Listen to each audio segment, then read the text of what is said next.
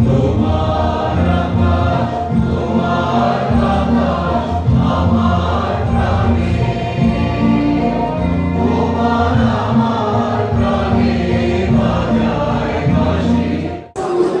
স্বাগত জানাচ্ছি কালের কণ্ঠের অফিসিয়াল ফেসবুক পেজ থেকে।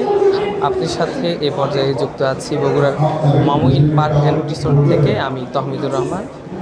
এ পর্যায়ে এই রিসোর্টের যেই সেমিনার রুম আছে এখানে চলছে জাতীয়তাবাদী যুবদল, স্বেচ্ছাসেবক দল এবং ছাত্র দলের রাজশাহী ও রংপুর বিভাগের সমন্বয়ে কৃষি উন্নয়ন, পরিবেশ রক্ষা ও নাগরিক সমস্যা বিষয়ক তারুণের ভাবনা সম্পর্কিত যে সেমিনার, এই সেমিনারে প্রধান অতিথি হিসেবে উপস্থিত আছেন জাতীয় স্থায়ী কমিটির সদস্য নজরুল ইসলাম খান। এছাড়াও এখানে আলোচক বৃন্দ রয়েছেন। এখন যে কোনো ব্র্যান্ডের পুরাতন এসি বদলে নতুন ওয়ালটন এসিতে উপভোগ করুন 25% ছাড়।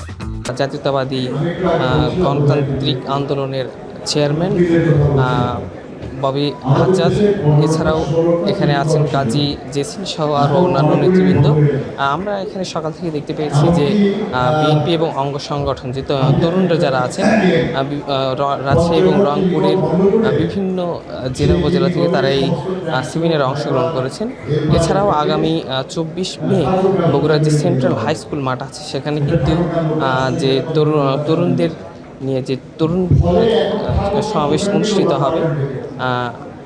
আজকের এইখান থেকেই কিন্তু বিএনপির এই কর্মসূচির কিন্তু সূচনা এবং মাসব্যাপী এই কর্মশালা চলছে।